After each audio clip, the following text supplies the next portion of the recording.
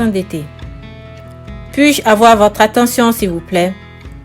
Votre attention, s'il vous plaît. » Michael, le superviseur du camp d'été, donna par-dessus le brouhaha des campeurs.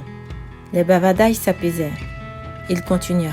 « Monsieur Frey, le directeur des mines de sel a... » Marie, l'une des campeuses, n'écoutait plus. Elle regardait deux autres campeurs, Brian et Jessica. Marie passait des heures à regarder Brian, mais l'évitait autant que faire se pouvait.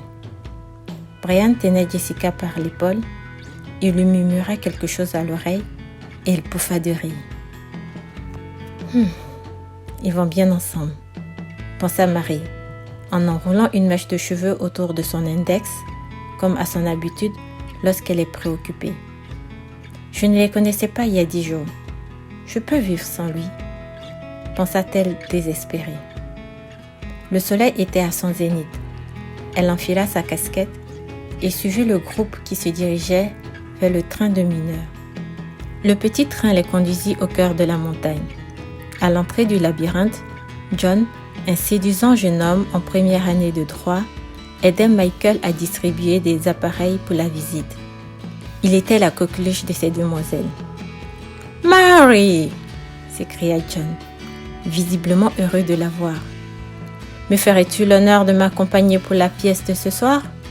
lança-t-il, avec un air de faux sérieux. « Tout le plaisir est pour moi, cher monsieur, » répondit-elle.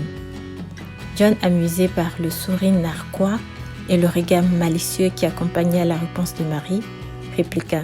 « Je te garde la meilleure place, le siège à ma droite. » Suivi d'un clin d'œil. Elle acquiesça d'un signe de tête et enleva sa casquette pour porter le casque que John lui tendait. L'intérieur de la grotte était froid et humide.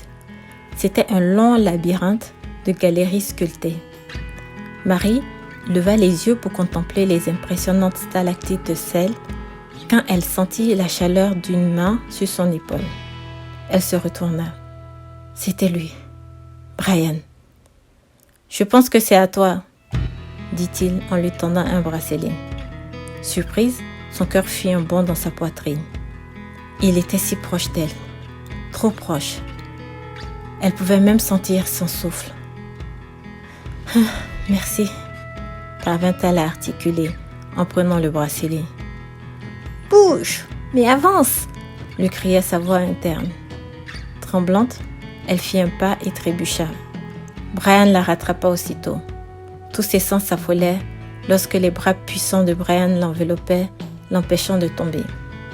Ses yeux d'un brun intense plongés dans les siens réchauffaient l'atmosphère froide de la grotte.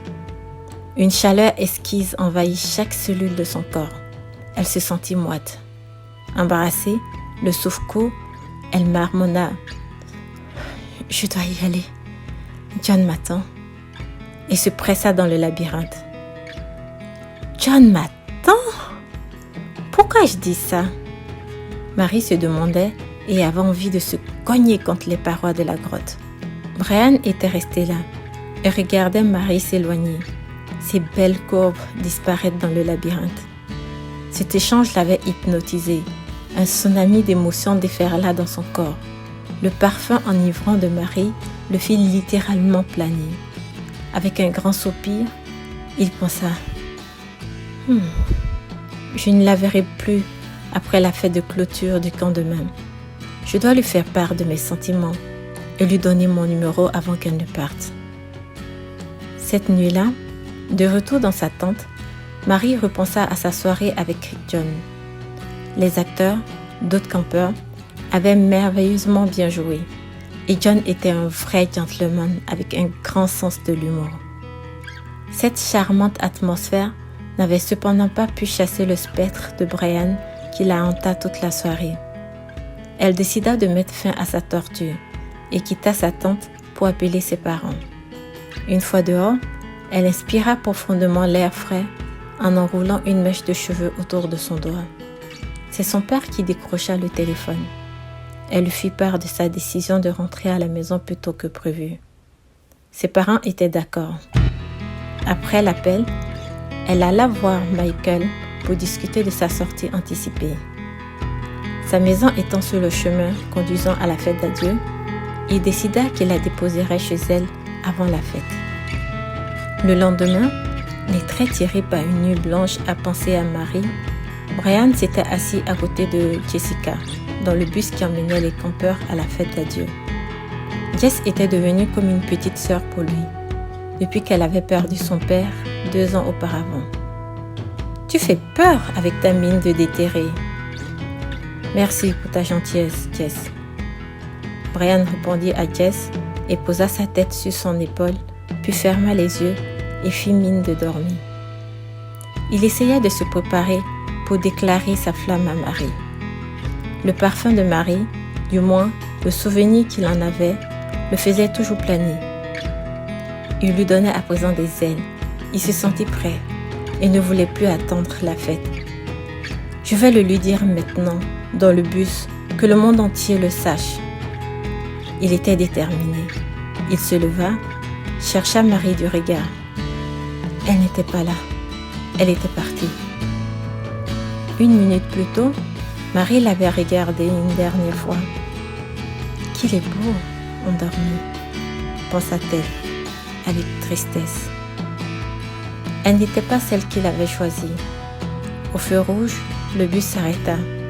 Elle sortit du bus, de sa vie.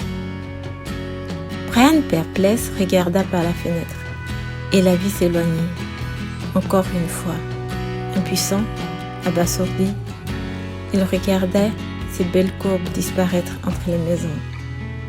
Il avait le cœur meurtri, brisé, et elle aussi.